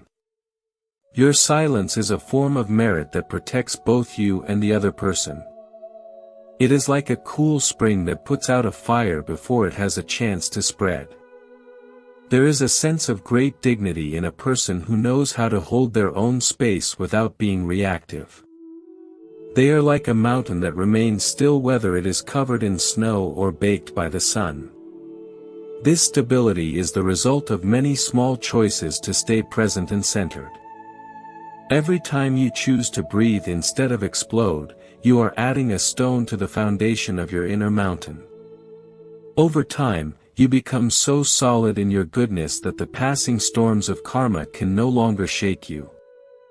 You might feel the wind, and you might see the lightning, but you know that your core is untouched and unmoving. Think about the way a master weaver creates a tapestry. They use many different colors of thread, some dark and some bright. To the untrained eye, the back of the tapestry looks like a mess of tangled knots and loose ends. But when the weaver turns it over, a beautiful and intricate pattern is revealed. Our lives are like that tapestry. The dark threads are the difficult karma we must work through, and the bright threads are the merit we create. Sometimes we only see the messy side, and we wonder if there is any meaning to our struggles. But the universe is the weaver, and every knot has a purpose. By continuing to contribute our bright threads of kindness and patience, we are ensuring that the final picture will be one of balance and beauty. As we sit with these thoughts, let us appreciate the quiet miracle of our own existence. You are a being who has the capacity to transform energy, to take the raw challenges of life and turn them into the nectar of wisdom. This is the highest form of merit, the alchemy of the soul. You don't need anyone's permission to be a person of light, and you don't need a special occasion to practice goodness. Every moment is a fresh beginning, a clean slate where you can write a new story. Trust in the power of your own heart, and know that even the smallest effort toward the good is cherished by the universe. You are never alone in your practice, for the energy of merit connects you to all the wise and loving beings who have ever walked this path, creating a circle of support that spans across time and space. If we look closely at the rhythm of the natural world, we see that nothing exists in isolation, and the strength of a tree is not just in its visible branches but in the invisible network of roots that share nutrients with the entire forest. This is a perfect mirror for how our merit interacts with the collective karma of those around us, acting as a silent support system that sustains life even in times of drought. You might feel that your private practice of patience or your hidden acts of generosity are too small to matter, but in the realm of the spirit, there is no such thing as a small act. Every time you choose to let go of a grievance, you are thinning the fog of resentment that hangs over the world, making it just a little bit easier for everyone else to breathe. Merit is the oxygen of the soul, and when you produce it, you are helping to purify the very atmosphere of human consciousness. In the chronicles of ancient wisdom, there is a story of a young monk who was sent by his teacher to live in a village known for its constant bickering and lack of harmony. The teacher told the monk that his only task was to keep the lamp in the local shrine lit from sunset until dawn, and to never speak a word of judgment about what he saw in the streets. For many months, the monk watched from the shadows as neighbors argued over boundaries and families fought over pride, which were the heavy karmic knots of that place. He remained silent, focusing only on the flame, ensuring it was steady and bright. Over time, a strange thing began to happen. The people of the village started coming to the shrine when they felt overwhelmed, sitting in the presence of that quiet, consistent light.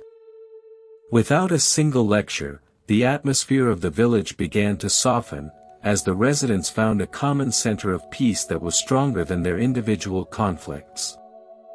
The monk's merit was not in fixing the people, but in holding a space that reminded them of their own inner light. He proved that a single point of stability can anchor a whole community in a sea of chaos. We can be that lamp in our own lives, whether we are in a stressful office, a busy household, or a challenging social circle.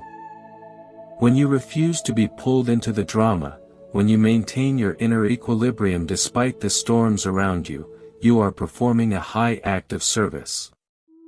Your merit becomes a sanctuary, a place where others can unconsciously rest and remember who they are.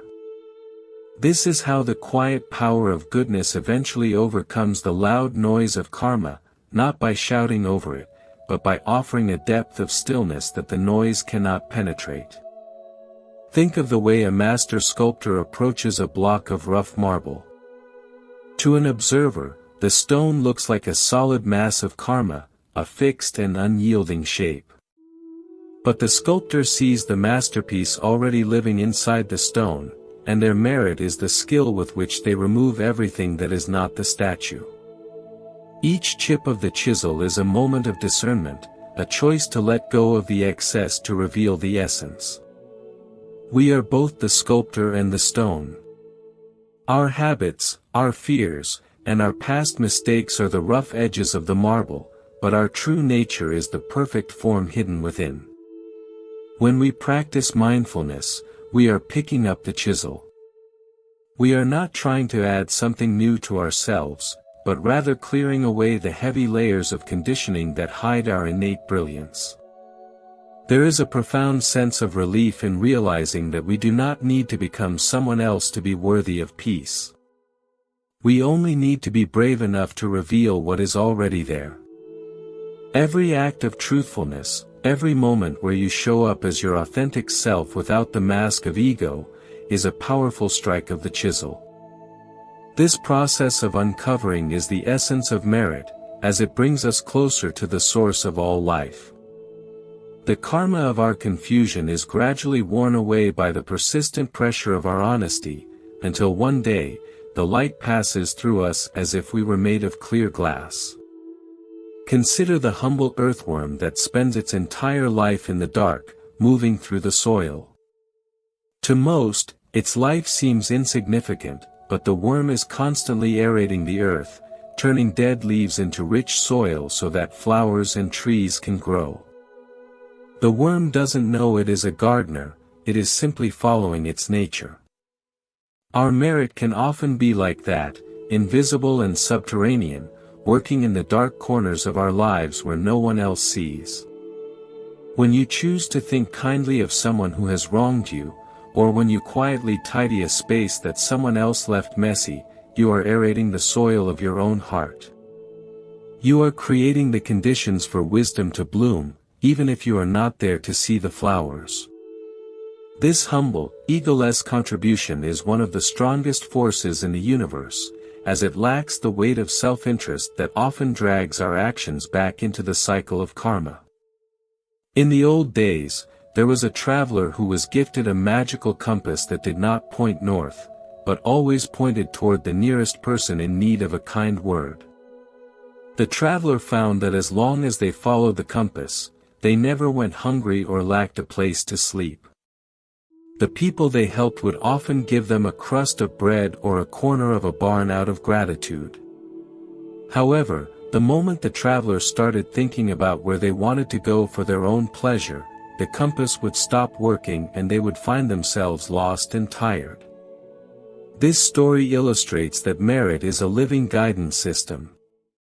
When we align our intentions with the well-being of others, we find that the universe supports us in unexpected ways.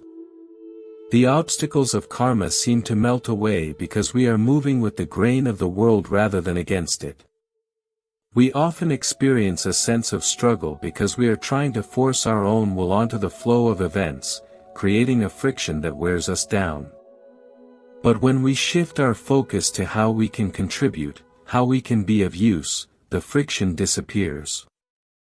We enter a state of flow where our merit and our actions are perfectly synchronized. This is the strength of the middle way, where we are neither pushing nor pulling, but simply being a channel for the goodness that wants to express itself through us. In this state, the question of whether merit or karma is stronger becomes irrelevant, because we have transcended the level of conflict entirely.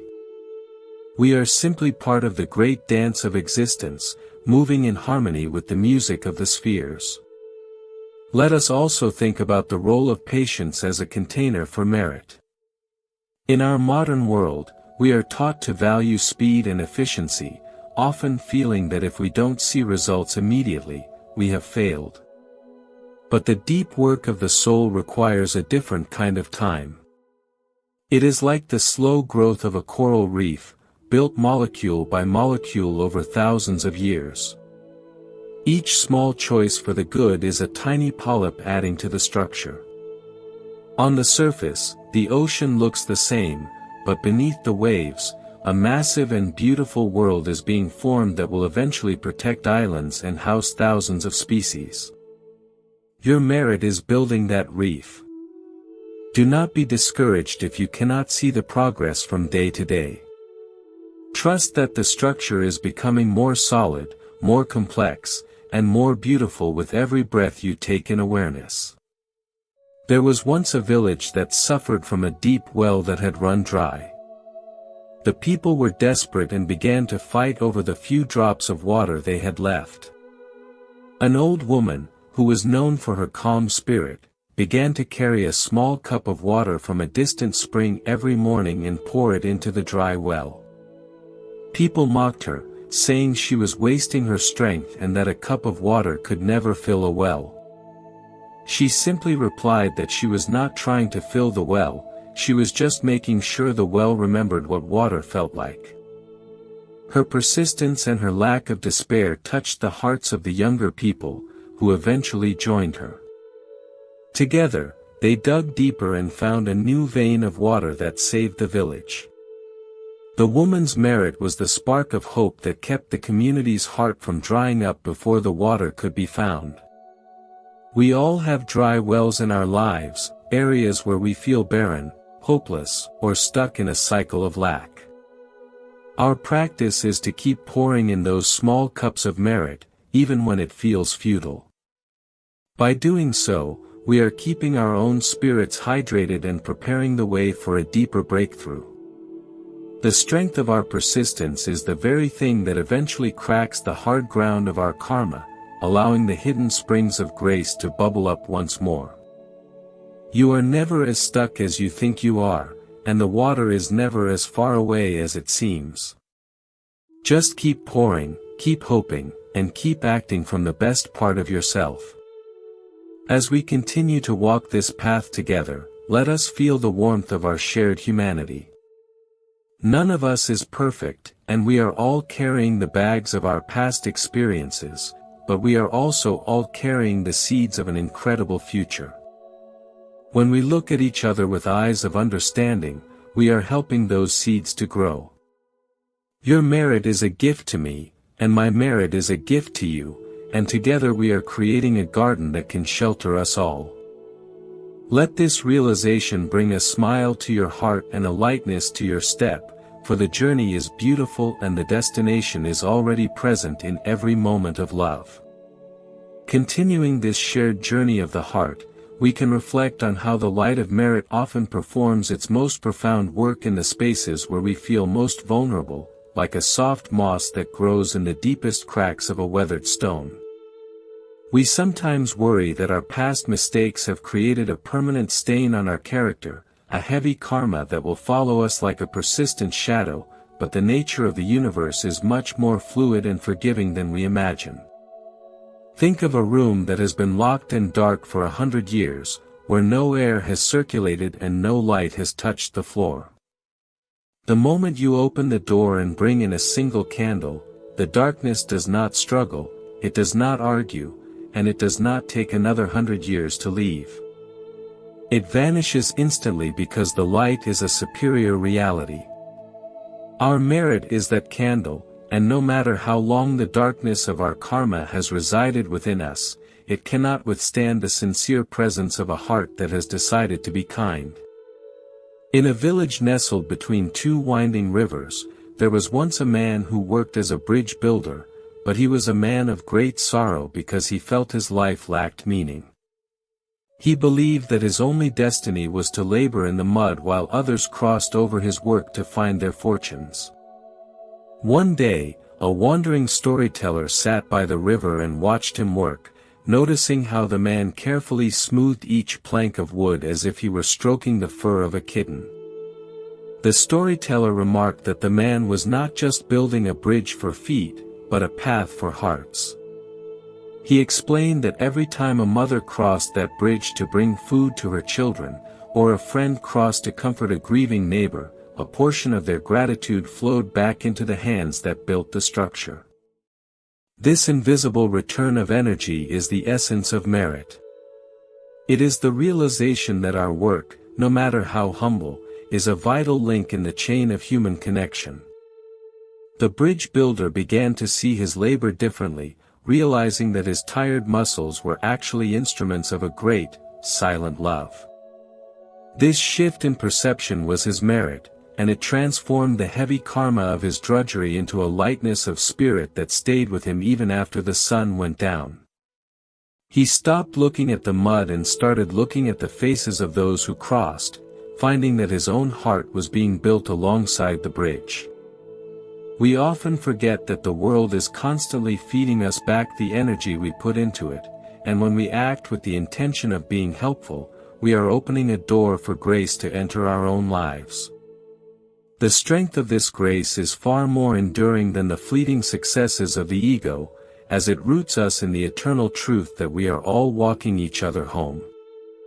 Consider the way a master weaver repairs an ancient, torn tapestry that has been damaged by time and neglect. They do not throw away the ruined fabric, nor do they try to hide the holes with cheap patches.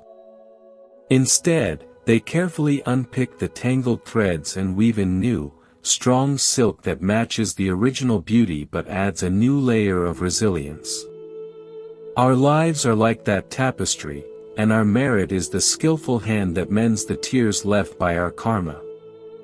We do not need to be ashamed of the holes in our story, for they are the very places where the new, golden threads of our wisdom are most visible. A repaired heart is often more beautiful and more compassionate than one that has never been broken, because it knows the value of every single thread. There is a subtle humor in the way we often chase after merit as if it were a prize to be won or a badge to be worn. True merit, however, is like the scent of a hidden violet in a vast forest. It does not announce itself, yet it changes the experience of everyone who passes by. If you do a good deed and then wait for a thank you, you are still operating within the marketplace of the ego, where everything has a price. But if you do a good deed and then forget it immediately, like a leaf falling into a stream, you are practicing the merit of the sky. This kind of goodness is effortless and weightless, and because it asks for nothing, it receives everything. It aligns you with the natural generosity of the sun, which shines on the weeds and the roses alike without ever asking for a bill. In the old scrolls of the forest monks, there is a story of a young student who wanted to know which was stronger, the wind of habit or the flame of awareness. The teacher led the student to a cave where a single candle was burning despite a fierce draft blowing through the entrance. The student noticed that the teacher had built a small, simple wall of stones around the candle to shield it from the wind. The teacher explained that the stones were the daily disciplines of a kind life, the small acts of restraint and the quiet moments of prayer that protect our inner light from the gusts of our old karma. Without the stones, the wind would easily blow the flame out, but with the stones, the flame can grow until it is strong enough to light a bonfire that no wind can touch. This reminds us that our merit is often found in the small stones we place around our hearts every day. It is in the decision to not repeat a piece of gossip, the choice to stay patient with a slow clerk, or the effort to find a reason to praise someone we usually criticize. These actions seem small, but they are building the fortress of our character. Eventually, the wall becomes so solid and the flame so bright that we no longer have to struggle against our habits. We find that the wind still blows, but it no longer has the power to move us. We have become a source of warmth in a cold world, and that is the ultimate victory of merit over the mechanical nature of karma. Think about the quiet work of the mountain stream that carries minerals from the high peaks down to the valleys below. The stream does not know it is feeding the orchards, and it does not try to hold on to the water it carries. It simply flows according to its nature, and in its flowing, it creates life. Our merit is the flow of our life when we stop trying to dam up the river for our own use. When we let our energy move freely toward the needs of others, we find that we are constantly being refilled from a source that never runs dry. The karma of our past may have created some bends and rocks in the riverbed, but the water of our merit is patient. It eventually wears down the sharp edges and fills the deep holes, creating a smooth path for the spirit to travel. We can also find merit in the way we handle the moments when we feel we have failed in our practice. If we meet our failure with self-hatred, we are only adding more heavy karma to our load. But if we meet our failure with a gentle, honest smile and the resolve to start again, that very moment of forgiveness is a powerful act of merit. It is the realization that we are human, and that our journey is not about being perfect, but about being persistent. The universe does not judge us for falling, it only watches to see how we get back up. Every time you stand up after a fall, you are stronger than you were before, and your heart is a little more open to the struggles of others who are also trying their best. There was a woman who lived in a city of stone and iron, where everyone seemed to be in a hurry and no one looked each other in the eye. She decided that her merit would be to plant a single flower in every cracked sidewalk she could find.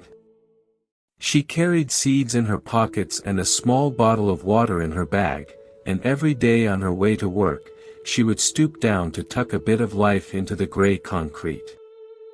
Years passed, and the city began to change. Other people saw the flowers and started tending them, and soon the streets were lined with color and fragrance. The people began to slow down, to talk to one another, and to feel a sense of pride in their shared home. The woman's merit was the quiet belief that beauty is more contagious than bitterness, and she proved that a single person's devotion can shift the karma of an entire city. We are all carrying seeds in our pockets, whether we realize it or not. Every thought we think and every word we speak is a seed that will eventually find a place to grow.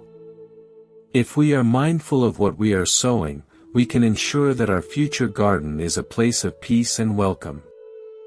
You don't need to have a grand plan to change the world, you only need to look for the cracks in the sidewalk of your own daily life and fill them with a bit of love. The strength of the flower that pushes through the concrete is a testament to the power of merit, showing us that life will always find a way to thrive when it is nourished by a kind intention. Let us sit with the feeling of this interconnectedness, the way our individual lives are woven into the larger fabric of existence. Your peace is my peace, and your struggle is my struggle. When you cultivate merit, you are raising the tide for all of us, making it easier for every boat to float. This is the great secret of the spiritual path, that there is no other, there is only the one life expressing itself in infinite forms. When we treat others with the same care we give ourselves, we are aligning with the ultimate truth of the universe, and in that alignment, all the burdens of karma begin to fall away. We are free to be who we truly are, beings of light and love, playing our part in the grand symphony of creation with joy and grace. As the sun sets on another day of our journey, let your heart be at rest. You have done enough, and you are enough. The merit you have created today, whether through a kind word, a silent prayer, or a moment of patience, is already working its way through the world, bringing light to places you will never see. Trust in the quiet power of your goodness, and know that you are held in the arms of a universe that loves you more than you can imagine. We are all learning, we are all growing, and we are all moving together toward a dawn that is more beautiful than we can currently dream. The deeper we go into this landscape of the soul, the more we realize that merit is not something we acquire from the outside, but rather the natural radiance of a heart that has stopped trying to defend its own shadows. We often think of our karma as a solid wall that keeps us from the light, but in reality, karma is more like a dense fog that only seems solid because we are moving through it with such haste. When we slow down, when we breathe, and when we choose to act with a spirit of selfless service, we are like the morning sun that does not fight the fog, but simply warms the air until the mist dissolves into dew. This dew then nourishes the very ground we stand on, turning the cold moisture of our past challenges into the life-giving water of our present wisdom. It is a beautiful alchemy where nothing is wasted, and even the dampest, darkest moments of our history are repurposed to help us bloom. In a quiet valley known for its ancient cedar trees, there was a story of a woman who spent her life collecting broken pieces of pottery that others had discarded by the wayside. She did not see them as trash, but as fragments of stories that were waiting to be made whole again. She began to fit the pieces together, using a precious gold lacquer to join the jagged edges, creating vessels that were far more resilient and striking than they had ever been in their original state. The gold lines did not hide the breaks, they celebrated the fact that the object had survived and had been transformed by a caring hand. This woman's merit was the way she looked at the brokenness of the world with eyes of restoration rather than judgment. She showed that our karma might break us into 1,000 pieces, but our merit is the gold that binds us back together, making our character a work of art that tells a story of healing and strength. We can apply this same vision to the people we encounter who are currently struggling with their own heavy burdens. Instead of seeing them through the lens of their mistakes or their difficult temperaments, we can choose to see the gold within them, the potential for merit that is waiting for a kind hand to help it surface. When we offer someone our belief in their goodness, we are lending them a bit of our own merit to help them navigate their darkness.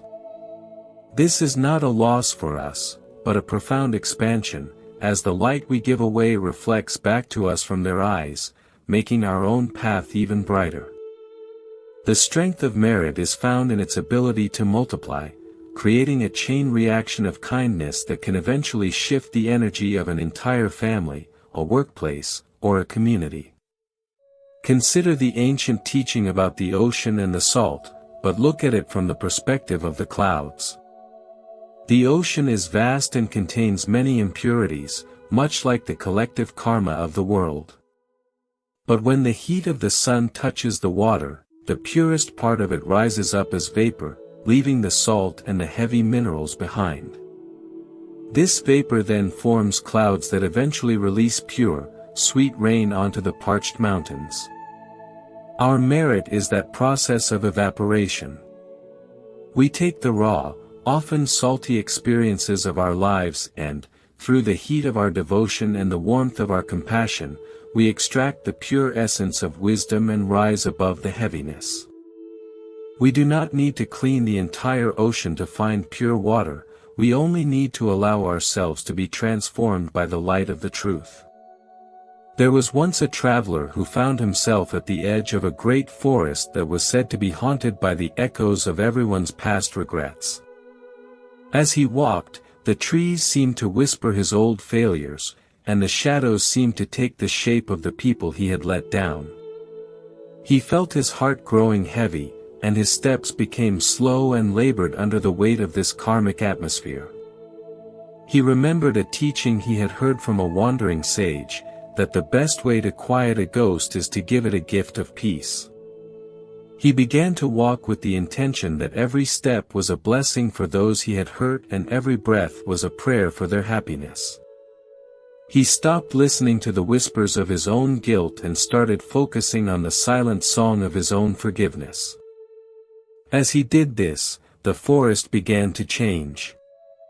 The dark trees seemed to recede, and the whispers were replaced by the gentle rustling of leaves in a warm breeze. His merit was the courage to replace his self-criticism with a sincere wish for the well-being of all, and in doing so, he found that the forest of the past had no power over a heart that was fully present in love. This illustrates that we are the ones who give power to our karma by feeding it with our attention and our fear. When we shift our focus to the cultivation of merit, we are withdrawing that power and investing it in a new, more vibrant reality. It is like choosing to stop watering the weeds in a garden and instead giving all the water to the fruit trees. The weeds might still be there for a while, but without our attention, they lose their strength and eventually wither away, while the trees grow tall and offer shade to everyone. Our life is the garden, and our attention is the water. By being mindful of where we pour our energy, we are determining which force will ultimately dominate our experience. Think about the quality of a bell that has been cast with great care and precision. When you strike it, the sound is clear and carries for a long distance, touching the hearts of everyone who hears it. But if the bell has a crack, the sound is dull and flat. Our karma is the crack in the bell, the result of times when we were out of alignment with our true nature. However, merit is the process of melting the bell down and recasting it with a more refined intention. We do not have to live with a dull sound forever. Through the heat of our spiritual practice and the addition of the precious metals of our virtues, we can transform ourselves into an instrument that produces a heavenly melody. The world needs the music of our awakened hearts, and every effort we make to refine our character is a gift to the entire human family. There is a deep sense of companionship in this understanding, as we realize that every person we meet is also in the process of recasting their own bell. Some are still in the middle of the fire, feeling the heat of their challenges, while others are just beginning to hear the first clear notes of their new life. When we see someone struggling, we don't judge the crack in their bell, we recognize the heat of the forge and offer them a cool word of encouragement. This empathy is a high form of merit because it recognizes our shared journey and our shared potential. It dissolves the walls of separation that karma builds and replaces them with the bridges of connection that merit creates. We should also reflect on the power of our daily habits as the silent weavers of our destiny. Most of our life is made up of small, repetitive actions that we often do without thinking. If these habits are rooted in selfishness or distraction, they build a heavy, tangled web of karma. But if we can infuse our small habits with a bit of awareness and a touch of kindness, they become the golden threads of our merit. When you make your bed, do it with the thought of providing a peaceful place for your weary self to rest. When you cook a meal, do it with the intention of nourishing the bodies and souls of those who will eat it. These tiny shifts in perspective turn the mundane into the sacred, ensuring that the background of our life is always being painted with the colors of goodness. There was a man who lived in a very noisy city and found it impossible to find a moment of peace. He complained that the world was too loud and that his karma was to live in a place of constant agitation. A teacher told him that the noise was not in the streets, but in his own resistance to the sound. The teacher suggested that every time he heard a loud horn or a shouting voice, he should imagine it was a bell calling him back to his own breath. The man began to practice this, and soon, the very things that used to make him angry became his greatest reminders to be mindful. His merit was the transformation of his irritation into a tool for awakening. He didn't change the city, but he changed the way the city lived within him. This is the true meaning of being stronger than our circumstances. It is the ability to use whatever arises as fuel for our growth. As we continue on this path, let us celebrate the incredible resilience of the human spirit. You have the power to take any situation, no matter how difficult, and find the merit within it. You are not a passive observer of your life, but an active participant in the creation of your own peace. Every time you choose to be the person who brings a bit of light into a dark room, you are making a deposit into the eternal treasury of the soul. Trust in the quiet, steady progress you are making, and know that every small step toward the good is a victory for the entire world. We are all walking toward the same light, and every time one of us finds our way, the path becomes a little clearer for everyone else.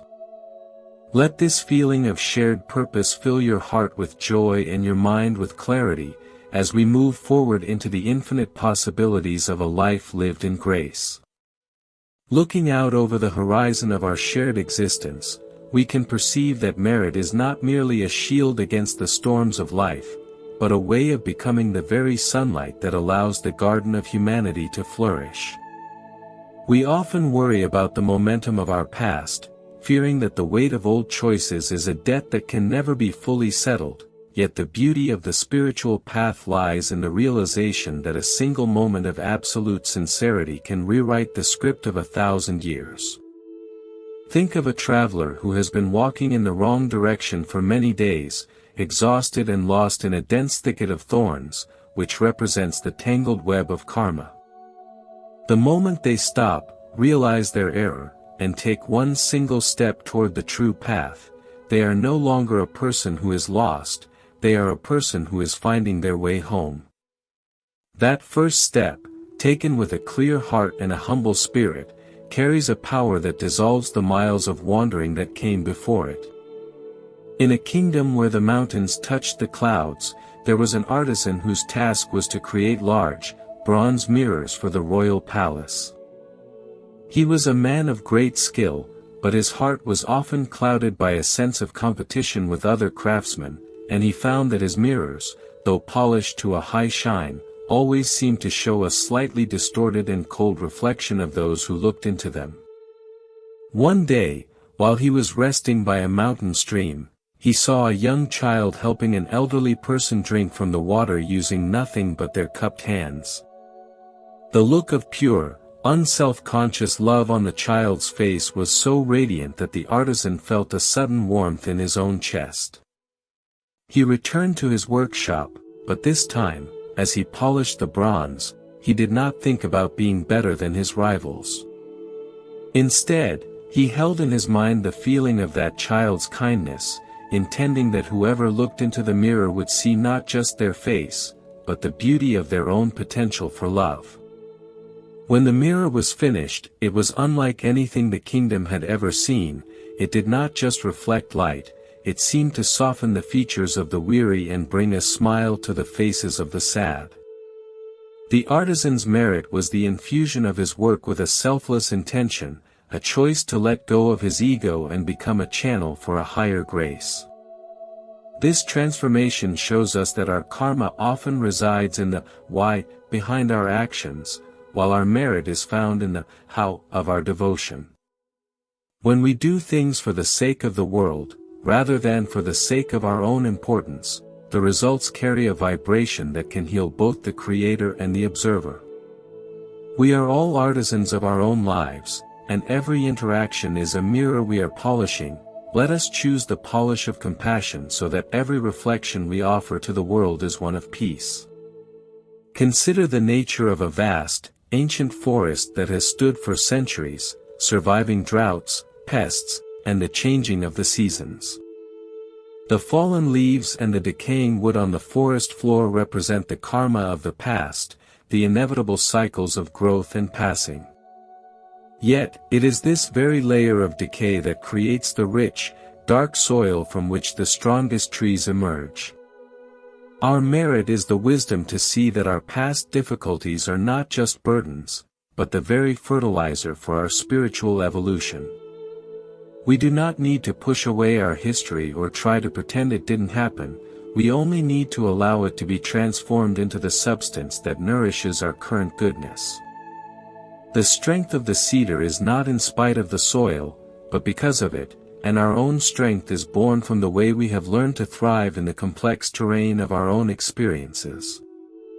There was once a village that lived in the shadow of a great, silent volcano, and the people spent much of their time in fear, wondering if and when the mountain would wake up and destroy their homes. This fear was their collective karma, a constant background noise that made them cautious and often selfish with their resources. However, one woman decided to spend her days planting fruit trees on the lower slopes of the mountain, even though others told her it was a waste of time. She said that if the mountain was to be their destiny, she would rather the final years of the village be spent in the shade of a bountiful orchard rather than in the heat of fear. Her merit was the refusal to let a possible future steal the beauty of the present moment. Slowly, others joined her, and the slopes became a paradise of color and scent. The mountain did not erupt, and the village became known throughout the land as a place of extraordinary peace and abundance. This story reminds us that merit is the practice of investing in the light even when the shadows seem large. We cannot always control the volcanoes of our external life, the global events or the sudden changes in fortune that make up our external karma, but we can always control where we plant our seeds. When we choose to act with hope and generosity, we are changing the internal climate of our existence, making it a place where fear cannot take root. The strength of our merit is found in this courage to be happy and to be kind, regardless of what the clouds on the horizon might suggest. By doing so, we are not just helping ourselves, we are offering a sanctuary of calm for everyone who lives within our circle of influence. Think about the way a single drop of ink can color a whole glass of water, and then think about the way a single drop of clear water can, over time, wash that ink away if the glass is placed under a running tap. Our karma might feel like that dark ink, saturating our thoughts and our feelings with the habits of the past. But our merit is the constant stream of clear water that we allow to flow through us. We do not need to fight the ink, we only need to keep the tap of our goodness open. If we are consistent in our prayers, our mindfulness, and our acts of service, the water in the glass will eventually become clear again. The ink doesn't disappear into nothingness, it is simply displaced by the abundance of the clear water. This is the secret of spiritual purification. It is not a process of subtraction, but an endless process of addition. We should also reflect on the role of gratitude as the ultimate multiplier of merit. When we are grateful for the small things, the taste of a morning tea, the sound of the wind in the trees, or the smile of a friend, we are acknowledging the hidden merit that is already present in our lives. Gratitude is like a magnet that pulls even more goodness toward us, because it puts us in a state of receptivity and grace. Karma often makes us focus on what is missing, creating a sense of hunger and lack that drives us to act selfishly. But gratitude reminds us that we are already rich, and from that sense of wealth, we can give to others without any fear of running out. It is the most beautiful way to live, where every breath is a thank you and every action is a gift. In the old teachings, there is a concept of merit that has no signs, which is the goodness we do when no one is looking and when we don't even tell ourselves how good we are. This is the highest and most powerful form of merit because it is entirely free from the gravity of the ego.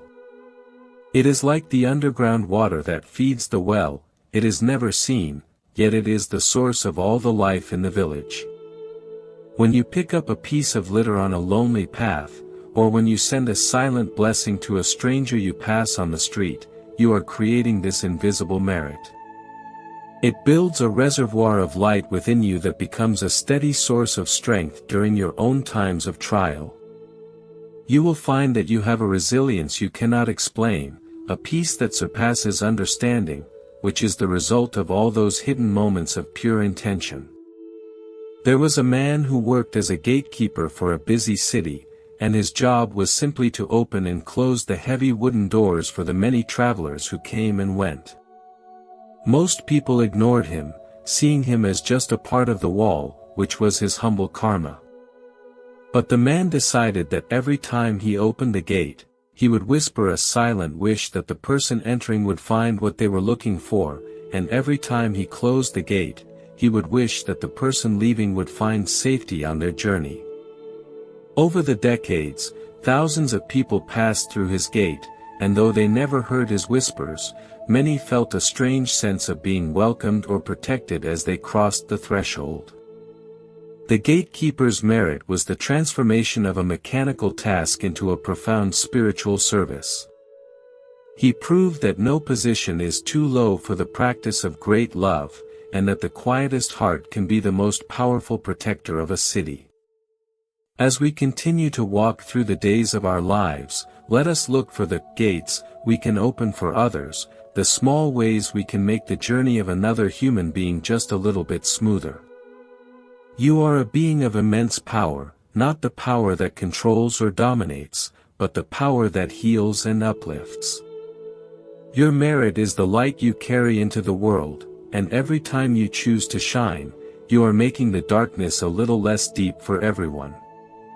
Trust in the quiet wisdom of your own heart, and know that you are part of a great, unfolding story of awakening that spans across all of time and space. We are all in this together, and every act of goodness is a thread that weaves us closer to the heart of the divine. Let your soul be at peace, for you are exactly where you need to be, and the path ahead is filled with the promise of endless grace. As we reach this deep point of stillness in our conversation, it feels as though we are standing on the edge of a great, calm lake at dawn, where the air is perfectly clear and the water reflects the first light of a new day. We have looked at the many ways our intentions and our history shape the path we walk, and we realize that the question of which force is stronger is resolved when we see that they are both parts of a single, sacred education. Karma is the gravity that keeps our feet on the ground, teaching us the weight and value of our choices, while merit is the wings that allow our spirit to rise above the limitations of the past. Together, they create the balance of our human journey, ensuring that we are neither lost in the clouds nor buried in the earth. The ultimate strength is not in one or the other, but in the awareness that holds them both with a heart of unconditional love. There is an old story of a woman who lived in a small hut at the base of a high mountain, and her only possession was a small, ancient oil lamp that had been passed down through her family for generations.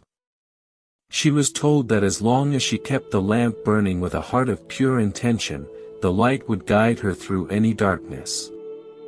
One night, a fierce storm blew through the valley, and the wind began to howl through the cracks in her walls, threatening to extinguish the flame. She did not try to block the wind with her hands, but instead, she wrapped her own body around the lamp, using her warmth and her breath to protect the light. This act of total devotion was her merit. The storm was the karma of the elements, a force she could not stop, but her choice to become a shield for the light changed the meaning of the storm. When the sun rose, she found that the lamp was not just still burning, but it was shining with a brilliance that seemed to come from her own soul. This story shows us that the most powerful thing we can do in the face of our challenges is to become the light we wish to see. We do not need to wait for the storm of our karma to pass before we can be happy or at peace. We can find our peace right in the middle of the wind, by deciding that our commitment to goodness is more important than our comfort. This is the moment when merit becomes truly invincible, when it is no longer a tool we use to get what we want, but the very essence of who we are. When we reach this level of practice, the distinction between me and my actions begins to fade away, and we become a living expression of the Dharma, a silent presence that blesses everything it touches. Think about the way a great river finally reaches the sea. After miles of winding through canyons, over rocks, and past cities, the water does not fight the ocean, it simply allows itself to be absorbed into the vastness. All the silt and the debris the river carried along the way, which represent the karma of its journey, are settled into the depths, while the water itself becomes one with the infinite blue. Our merit is the quality of our surrender to this ultimate unity. When we let go of our need to be a separate, struggling self and instead allow ourselves to be part of the great flow of life, the heaviness of our past loses its power. We realize that we were never just the river, we were always the ocean in motion. This realization is the highest merit, the wisdom that brings an end to all conflict and all suffering. We can imagine our lives as a beautiful, endless scroll that is being painted by the hand of our own awareness. Every kind thought is a brushstroke of light, and every difficult experience is a shade of depth that gives the painting its soul. We are the artist, the canvas, and the viewer all at once. By choosing to paint with the colors of merit, with gratitude, patience, and compassion, we ensure that the story we are telling is one of redemption and beauty. We don't need to worry about how much of the scroll is already filled, because every new inch is a fresh opportunity to create something sublime. The universe is a patient audience, watching with love as we learn to use our brushes with more grace each day. There was a man who spent his whole life looking for a legendary treasure that was said to be hidden in the heart of a deep forest. He faced many obstacles, from wild animals to treacherous paths, which he believed were the results of his poor luck and heavy karma. When he finally reached the center of the forest, he found not a chest of gold, but a small, clear spring of water and a simple stone bench. He sat down, exhausted and disappointed, and began to drink the water. As he drank, he felt a peace he had never known, and he realized that the treasure was not something he was going to find, but the person he had become during the search. His persistence, his courage, and his eventual surrender were his true merit. The forest had not been a barrier, but a temple that had prepared him to finally appreciate the simple miracle of a cup of water and a moment of silence. We are all searching for that treasure, thinking it is somewhere far away or in a different set of circumstances. But the spring is already flowing within you, and the stone bench is waiting in the quiet of your own heart. All the karma of your seeking and your struggling is simply the path that leads you back to yourself. When you arrive at that center, you see that everything you went through was a necessary part of the journey. You feel a profound gratitude for the thorns as well as the flowers, because they both helped you to wake up. This is the peace that merit brings, a peace that is not dependent on things going our way, but on our being at home in the way things are. In the silence that follows these words, let us feel the presence of all those who have walked this path before us, the teachers, the saints, and the ordinary people who chose kindness over cruelty. Their merit is a wind at our backs, a quiet support that helps us keep moving toward the light. We are part of a noble lineage of the heart, a family that is bound together by the desire to be of benefit to all beings. When you look at your own hands, see them as the hands of that family, capable of healing, of building, and of offering comfort. When you look at your own heart, see it as a vast temple where everyone is welcome and where the lamp of awareness never goes out. The world may be filled with noise and confusion, but you carry a sanctuary within you. Every time you return to that sanctuary, every time you choose to breathe and to love, you are strengthening the light for everyone. Your merit is a gift that you give to the future, a legacy of peace that will continue to ripple outward long after you are gone. Do not underestimate the power of your own goodness, and do not be afraid of the shadows of the past. You are a child of the sun, and your destiny is to shine. Trust in the timing of your life, trust in the law of the universe, and most of all, trust in the infinite capacity of your own heart to transform and to heal. As we conclude this time together, let the feeling of connection settle deep into your being. You are not alone, you are not flawed, and you are not forgotten. You are a vital part of the great, breathing whole, and your presence is a miracle. Go forth with a smile on your face and a blessing in your heart, knowing that you have all the tools you need to create a life of profound meaning and endless grace. The path is open, the light is bright, and the journey is beautiful. Let every step you take be a prayer of thanks, and every breath you draw be an act of love. In the great dance of merit and karma, you are the dancer, and the music is the song of your own awakening soul.